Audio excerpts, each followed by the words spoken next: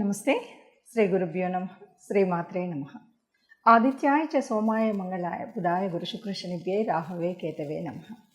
జపాకుస్మ సంకాశం కాశ్యపేయం మహాధృతిం తమోరం సర్వపాపగ్నం ప్రణతోస్మి దివాకరం అంటూ గ్రహరాజు అయినటువంటి రవిరాజుకు నమస్కరిస్తూ, మారుతున్నటువంటి కాలంతో పాటు మారుతున్నటువంటి గ్రహాలు, ఈ మారేటువంటి గ్రహాల మూలంగా మనకి ఏదైతే పరిస్థితి ఉంటుందో దాన్నే మనం ఆ గ్రహాల యొక్క చారాన్ని గోచారం అని చెప్పుకుంటూ ఉన్నాం. ఈ గోచారం మరి ఈ గోచారం జూన్ 1 నుండి జూన్ మాసం అంతా కూడా ఎలా ఉంటుంది ఏంటి, మనం ప్రతి మాసం కూడా మాస గోచారం అలాగే పక్ష గోచారం చెప్పుకుంటూ ఉన్నాం. అందులో భాగంగా జూన్ మాసంలో గోచార ఫలితాలు ఎలా ఉంటాయో చూద్దాం. ముందుగా గ్రహస్థితి ఎలా ఉంది, జూన్ మాసానికి గాను గ్రహస్థితి ఎలా ఉంది అంటే, మీనరాశిలో రాహుతో పాటు కుజుడు ఒక్కరోజే ఉంటాడు జూన్లో కనుక చూస్తే. జూన్ మాసానికి గోచార స్థితి కనుక చూసినట్టయితే మీనంలో రాహు, మేషంలో కుజుడు. ఇక వృషభంలో కనుక చూసినట్టయితే దాదాపు 4 గ్రహాలు అక్కడే ఉంటాయి. రవితో పాటు గురు, శుక్రుడు, బుధుడు వీరందరూ కూడా ఒకే స్థానంలో ఉండడం, అలాగే కన్యలో కేతువు, ఇక మిగిలినటువంటి శని మనకి కుంభరాశిలో కనిపిస్తున్నాడు. ఈ విధంగా ఉన్నటువంటి గోచార గ్రహాలు ఈ విధంగా ఉన్నప్పుడు గోచార ఫలితాలు ఎలా ఉంటాయి. ఇక చంద్రుడు మనకి 2.5 రోజులకు ఒక రాశి చొప్పున మీన నుండి బయలుదేరి ఒక్కొక్క రాశిలోకి వస్తూ ఉండడం కనిపిస్తుంది.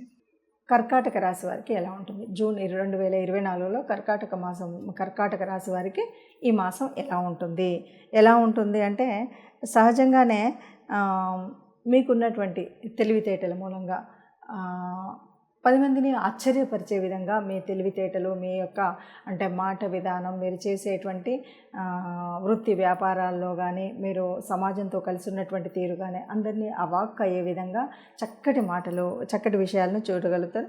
అంతేకాదు ప్రజాదరణ పొందగలుగుతారు, అభిమానాన్ని చూరగంటారు. అంటే ప్రతి ఒక్కరు కూడా, మీకంటే పెద్దవాళ్ళు కూడా ఎవరైనా సరే మిమ్మల్ని బాగా అభిమానించే విధంగా ఉంటారు, ప్రజాదరణ పొందారు. అంతేకాదు ప్రతి ఒక్కరికి కూడా మీ పైన సానుకూలమైనటువంటి ధోరణి అయితే ఉంటుంది. ధనధాన్యాలు వృద్ధి చేసుకుంటారు.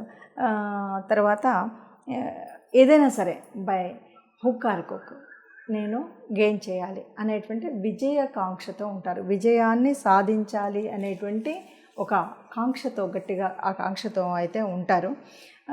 ఇక్కడ మనకు రాశిలో కనుక మనం చూస్తే ఒక్కటి ఏంటంటే 3వ స్థానంలో కేతు ఉన్నాడు. 3వ స్థానంలో కేతు ఉన్నప్పుడు ఏ రకంగా ఉంటుంది అంటే, కొంచెం కమ్యూనికేషన్లో అంటే కొన్నిసార్లు ఏమో చాలా స్పిరిచువల్గా మాట్లాడవచ్చు, లేకపోతే ఆధ్యాత్మికంగా మాట్లాడవచ్చు పెద్దలుగా. కొన్నిసార్లు కొంచెం ఒడిదుడుకుగా మాట్లాడినప్పుడు ఇబ్బంది ఉంటుంది. అందుకని మాట్లాడేటప్పుడు మాత్రం జాగ్రత్తగా మాట్లాడినట్టయితే తప్పనిసరిగా ప్రతి ఒక్కరి అభిమానాన్ని, ఆదరణను చూరగొనేటువంటి పరిస్థితి అయితే ఉంటుంది. ఇక అష్టమంలో శని ఉన్నాడు కాబట్టి ఆరోగ్య పరిస్థితి కొంచెం ఏదైనా సరే అనారోగ్యం వచ్చేటువంటి సూచనలు అయితే ఉన్నాయి. ఇక 9లో రాహు ఉన్నాడు కాబట్టి మనకు రావాల్సినటువంటి, లేకపోతే ఒక్కొక్కసారి 9 అంటే మనం ఏదైనా పూజలు చేయాలి, లేకపోతే ఎక్కడికి వెళ్ళాలి, ఆధ్యాత్మికంగా చేయాలి అన్నప్పుడు కొద్దిగా అన్నీ కూడా అడ్డంకులు అనిపించవచ్చు. ఇక 10లో కుజుడు ఉన్నాడు కాబట్టి డేరింగ్ అండ్ డాషింగ్ లాగా ఉంటుంది. ఏదైనా సరే ఉద్యోగం కానీ, వృత్తి కానీ, వ్యాపారం కానీ, భూములకు సంబంధించినటువంటి విషయాలు కానీ ఇవన్నీ కూడా 10వ స్థానంలో ఏదైతే ఉందో ఆ కుజుడు మూలంగా చక్కగా డేరింగ్గా మనం చేయాలనుకున్నటువంటి కార్యనిర్వహణ సరిగ్గా చేయగలుగుతారు. అంతేకాదు ఎవరైనా ఉద్యోగ ప్రయత్నాలు చేసేటువంటి వాళ్ళు ఉన్నట్టయితే తప్పకుండా వీరికి ఒక మంచి కమాండింగ్లో ఉండేటువంటి ఉద్యోగాలు వచ్చేటువంటి అవకాశం అయితే ఉంది. ఇక 11వ స్థానంలో ఉన్నటువంటి లక్ ఏదైతే ఉందో అదైతే రాదు అని చెప్పచ్చు. ఎందుకు అంటే ఇక్కడ మొదట అంతా కూడా రవితో పాటు గురువు, శుక్రుడు ఉన్నాడు కాబట్టి మొదటి పక్షంలో అయితే ఇలాంటి పరిస్థితి ఏమీ రాకుండా ఉంటుంది. జూన్ 16 నుండి మనకి గ్రహాల స్థితి కొద్దిగా మారుతుంది. అన్ని గ్రహాలు ఏవి మారకపోయినప్పటికీ బుధుడు, శుక్రుడు, రవి ఈ రెండు కూడా మనకి మిథునంలోకి వెళ్తున్నాయి. ఇలా మిథునంలోకి వెళ్ళినప్పుడు ఈ రెండవ పక్షంలో ఎలా ఉంటుంది అంటే దాదాపుగా కొంచెం ఎట్లా అంటే తనుభావం, ఆరోగ్యపరంగా ఉండేటువంటి అనారోగ్య పరిస్థితులు మెరుగవుతాయి. కానీ రెండవ పక్షంలో ఎలా ఉంటుందంటే ఆర్థికంగా కొద్దిగా ఇబ్బంది అయితే ఉంటుంది. అప్పటి వరకు ఉన్నటువంటి ఆర్థికంగా బాగా లాభదాయకంగా ఉండేటువంటి పరిస్థితికి కొంచెం ఆర్థికంగా ఇబ్బంది ఉంటుంది.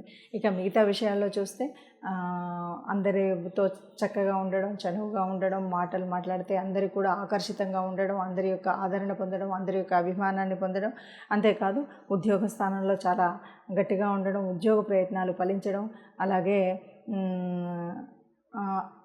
ఆరోగ్య పరిస్థితి యథాతథంగా ఉండడం, ఇవన్నీ కూడా సర్వసామాన్యంగా మొదటి పక్షంలో ఎలా ఉన్నాయో రెండవ పక్షంలో కూడా మనకు అలాగే కనిపిస్తాయి. కేవలం ఒకే ఒక మార్పు ఏంటంటే మనకి ద్వితీయంలో మామూలుగా ఇప్పటి వరకు ఉన్నటువంటి అంటే 11వ స్థానంలో ఉన్నటువంటి బుధ గురు శుక్రులు ఎవరైతే ఉన్నారో వారు 12వ స్థానంలోకి వస్తున్నారు.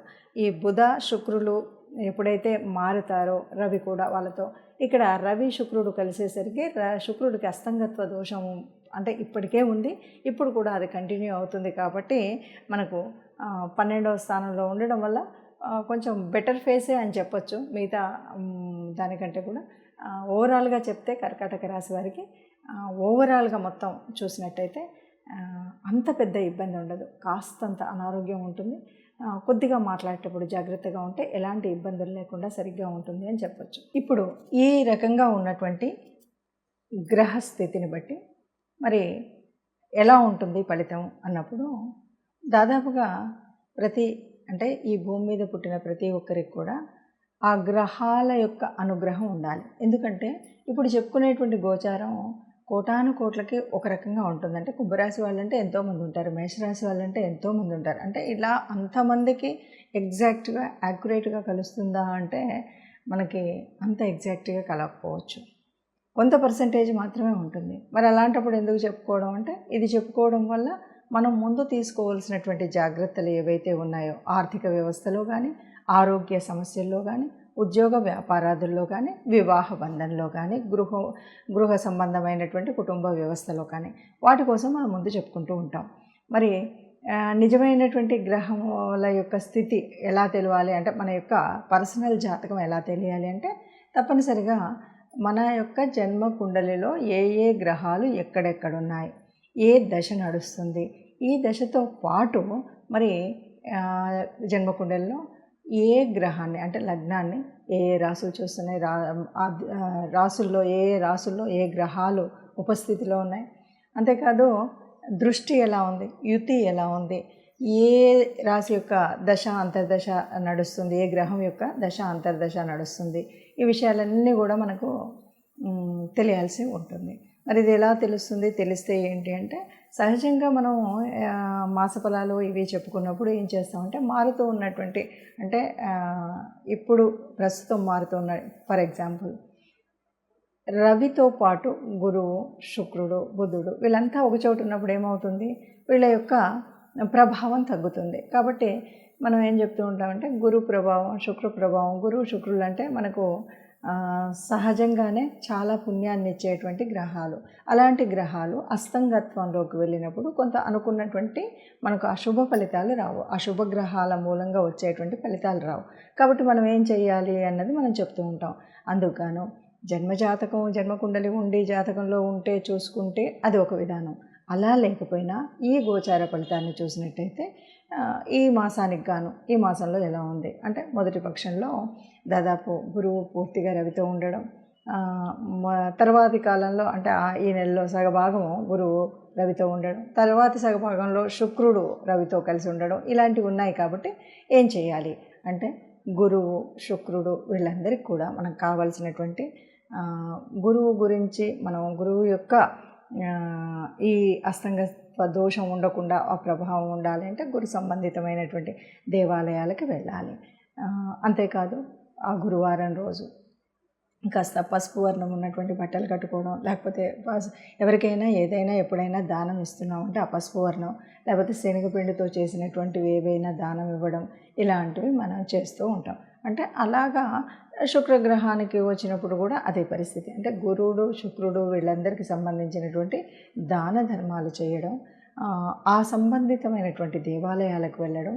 అదే కాదు అంటే తప్పనిసరిగా నవగ్రహ మండపం అయితే ఉంటుంది ఏ దేవాలయంలోనైనా.